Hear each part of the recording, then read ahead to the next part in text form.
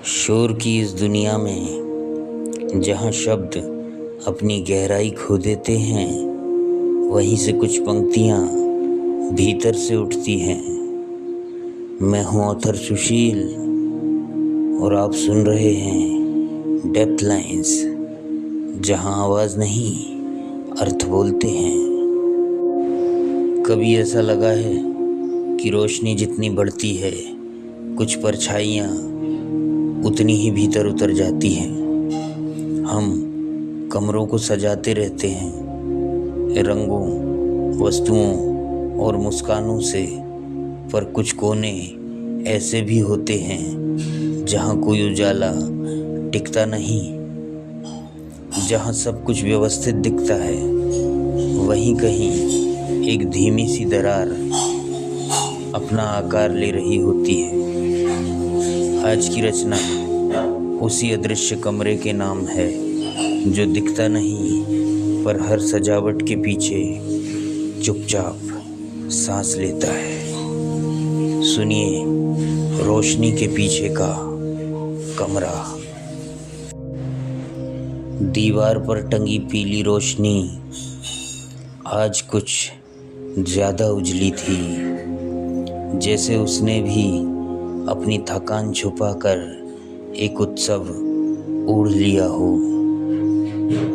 Table पर रखी प्लेटों में भोजन से ज़्यादा व्यवस्था सजी थी।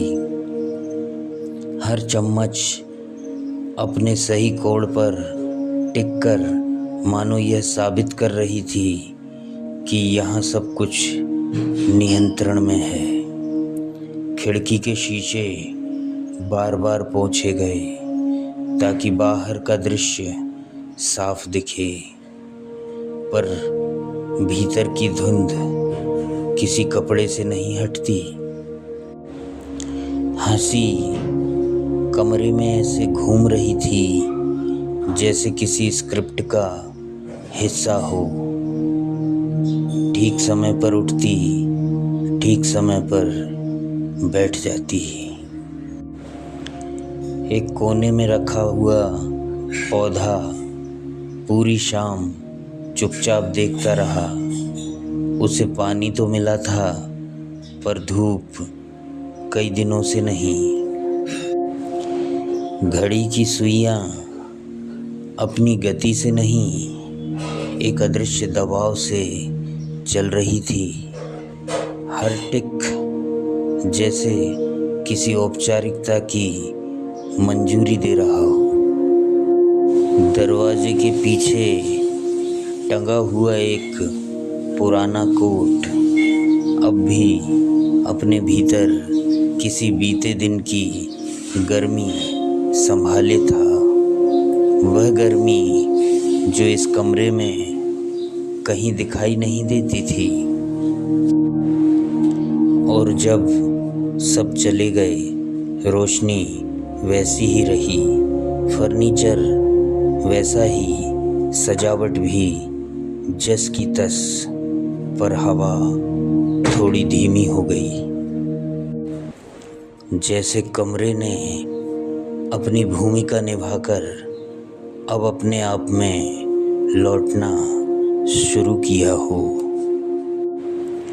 उसी ठहराव में एक हल्की सी दरार दीवार के भीतर से धीरे धीरे उभरी, बिना किसी आवाज़ के।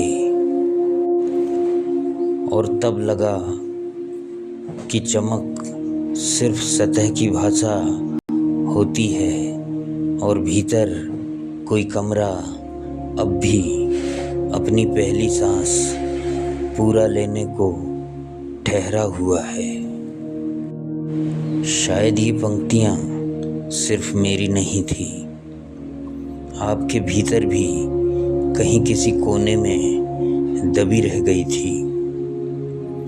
यदि इन पंक्तियों ने आपके भीतर किसी छिपे हुए स्वर को छुआ है, तो इस यात्रा में साथ रहिए, अपना अनुभव साझा कीजिएगा और डेप्थ लाइंस को सब्सक्राइब कीजिए ताकि अगली गूंज आपसे दूर ना जाए।